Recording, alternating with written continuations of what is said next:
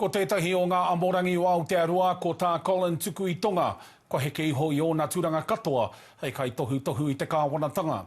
Pērā i tana tūranga hei hea o te kāhui o te moana nui a kiwa ki te Whatu ora. Ka whai tēnei te wiki ko tahi no te rironga o te mana whakahaere i te motu ki te kāwanatanga hou. Kaya Arana Ryan tēnei pūrongo. Ko Tā Collin Tukuitonga e whakapono kore atu ana ki te kāwanatanga hou. We've been doing some work to support the Smoke-Free Act. But of course you would have heard about the repeal of the legislation, and in my view, that was going backwards. It'll impact our people more than others. I described it as immoral. E mori karika ana ia, I tā te kāwanatanga muku I te kaupapa aukati I te momi hikarete, te tuatahi o tōna momo I te ao, he tu I ngā poronga tāke.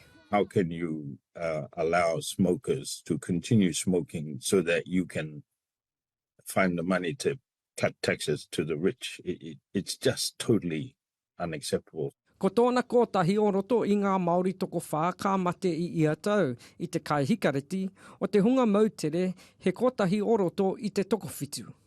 Engari, ko te minita take hauora take iwi mautere hoki ko tākuta Shane Reti, e tautoko ana I te whakakorenga kia wātea ai te rangahau tonu I ngā mahi kai paipa. Look, I will catch up with Colin. I haven't actually done so at the moment, but I will catch up. I'll just give him a bit of time to have some space to sort of reflect, and then I will catch up with him. I do value his opinion.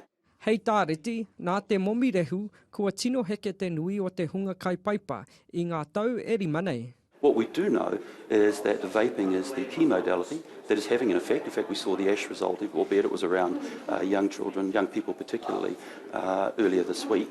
What we do know is that adult smoking rates are coming down. What we want to do is we want to see if we can speed that up. Clearly, he's not alone. He has two other coalition partners, so it's a complex situation. And we need to give Dr. Reti a chance, I guess, to prove what he can do with and for our communities. Tu atu I a Tukuitonga, he nui no atu ngā tāngata kua mahu e mai me te whakapono kore rawa ki te kāwanatanga. Arana Ryan, te ao mārama.